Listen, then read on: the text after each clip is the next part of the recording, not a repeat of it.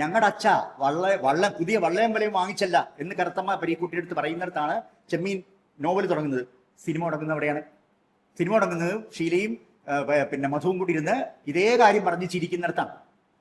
Cinema അവസാനിക്കുന്നത് അങ്ങ് ചെറിയഴിക്കൽ കടപ്പുറത്ത് 2 ശവങ്ങൾ അടിഞ്ഞു കയറി, അതിനോടൊപ്പം ഒരു സ്രാവിന്റെ ശവം ഉണ്ടായിരുന്നു എന്നുള്ളിടത്താണ് തകഴി നോവൽ അവസാനിപ്പിക്കുന്നതെങ്കിൽ അവിടെ തന്നെയാണ് രാമുകാരിയുടെ സിനിമ അവസാനിപ്പിക്കുന്നത്.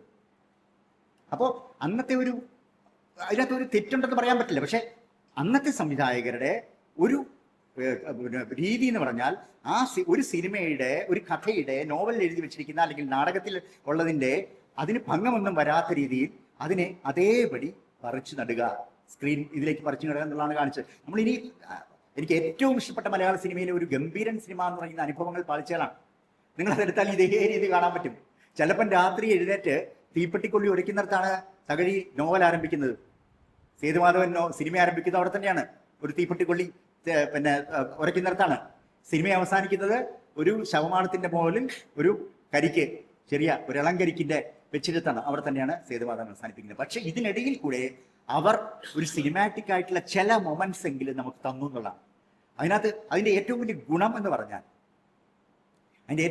പറഞ്ഞാൽ ഒരു നോവൽ എഴുത്ത് സാഹിത്യരചന എന്ന് പറഞ്ഞാൽ ഒരുപാട് കാലത്തെ മനനം ചെയ്ത് ഒരു കഥ മനസ്സിലിട്ട് നീട്ടി അങ്ങനെ അത് ആവിഷ്കരിക്കുന്ന ഒരു സംഭവമാണ് സാഹിത്യം. ആ സാഹിത്യത്തിന്റെ ബേസ് ഈ സിനിമകളിൽ ഉണ്ടായതുകൊണ്ട് സിനിമകളിൽ നമുക്ക് ഒരിടത്തും ഒരു യുക്തിഭംഗം എന്നൊരു കാര്യം കാണാം. ഇവിടെ എനിക്ക് പറയാനുള്ള ഒരു കാര്യം എന്ന് പറഞ്ഞാൽ, ഞാൻ ഒരു സിനിമയിലെ ഏറ്റവും എന്നെ അലട്ടുന്ന ഒരു കാര്യം ഞാൻ പറയുന്നത് ഗോദാർദിന്റെ സിനിമയെ കുറിച്ചല്ല കേട്ടോ.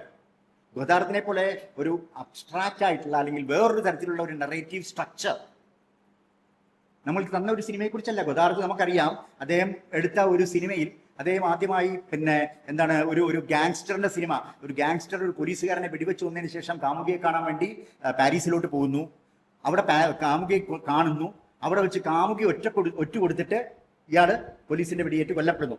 ഇത് മലയാള സിനിമ നമ്മൾ പിന്നീട് കണ്ടു.